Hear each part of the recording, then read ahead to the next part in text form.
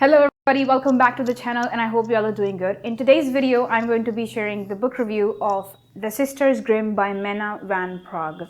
This book was published in 2020 and I read it this year, and this was a part of my February TBR. Before we get on with the actual review of the book, I'm just going to go ahead and give a short summary of this novel, and I will tell you a really spoiler-free version of what is this novel about. So this is actually a fantasy fiction, and I also think that it touches a little bit of the young adult genre, and I am not exactly sure about this, but what happens is that this book is about these four sisters who are of different names, obviously. One is called Bee, one is called Liana, one is called Goldie, and one is called, what is she called?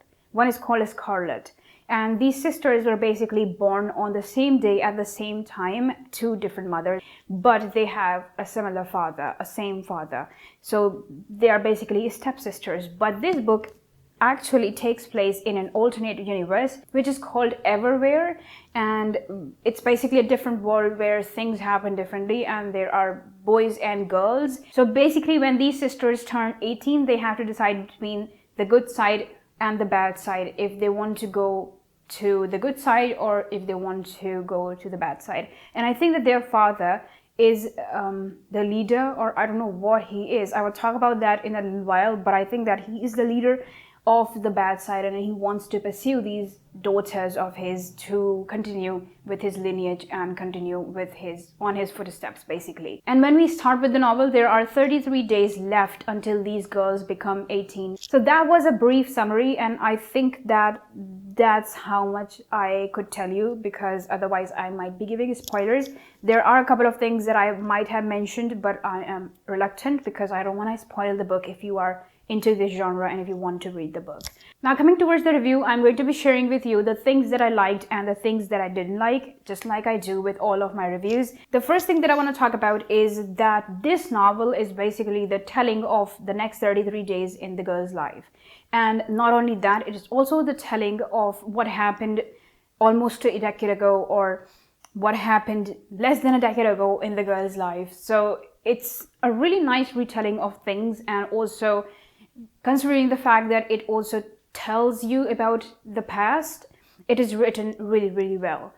The language is awesome, and at certain points you feel really, really engaged with the novel, and I think that that's what an author wishes for, to connect with the audience. And while mentioning the present things that are happening in the girl's life, I think what the author has done is she has tried to make the lives of the girls, current life of the girls, relatable with the audience. So there are a lot of things that are going in these girls' life, like some are broke, some have issues with their family, some have issues with their mother, or some are really close to their brother and stuff like that. So I think that when a writer does this in a novel, especially in a fantasy novel, I think that that really creates a great understanding and a bond between the book and between the characters and between the readers. Because when you realize that, okay, this book is, or this story is taking place in a different universe, you kind of start feeling detached because you are like, nothing is going to match with us.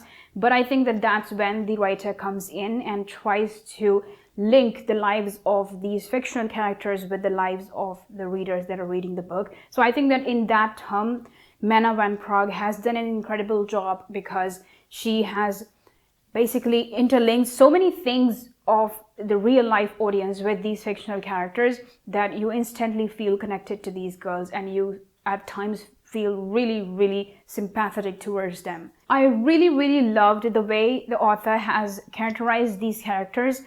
Incredible attention to details, like even from the way they look to the way their hair are and the way they walk.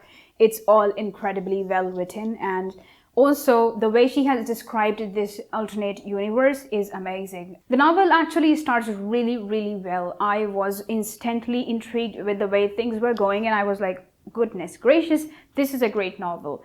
But after a certain point, it got repetitive, and I started delaying reading this. And I didn't like that at all, because I was like, okay, what happened to the great start? What happened? Why the writer is missing so many points? and there are a lot of things that were left confusing as well. But what I really appreciate is the last chapter. It's written incredibly well. It's the longest chapter of the novel, like it comprises of at least 25 pages, I guess. But it is incredibly well written, and not only that, it also gives you some sort of Hunger Games vibes, and I really enjoyed reading that. There was a lot of action, there were so many things happening, and I had a blast reading this, and I honestly sat there and read the whole thing in one go because I was like, okay, what's gonna happen next? I wanna know. But the repetitiveness of the novel made it a kind of a dull read because it felt as if nothing much was happening. All the action that takes place, it takes place at the very end where the climax was really high, and I appreciate the way she has written it because it has hit the mark at the end, but throughout the whole novel it feels as if nothing really much was happening, and at certain points it felt as if things were getting so repetitive. And then coming towards the things that I mentioned in the beginning, some confusing bits. Yes, I am absolutely ignorant towards the fact that who is the father. Like, I know who is the father, but who is that person? Is he the creator of this alternate universe, or is he someone who went dark side and he became the leader? I don't understand what happens and what is happening in that with that character. So all in all, I will give this book a 6.5 out of 10. I would sort of recommend it, but at the other hand, I might not recommend it because I have mixed feelings about this. I enjoyed it, but at the same time, it kind of felt repetitive and boring at times. But I think that towards the end, it gets really, really exciting. Now, coming towards the end, I will share with you one of my most favorite quotes from the book.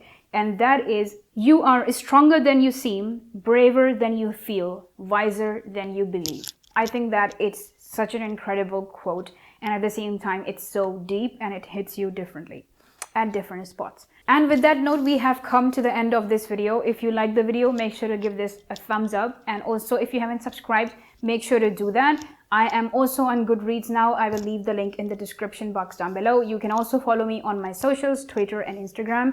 The handles are on the screen and also in the description. And I will see you guys really soon, inshallah. Till then, take care. God bless you. Assalamu alaikum. Bye.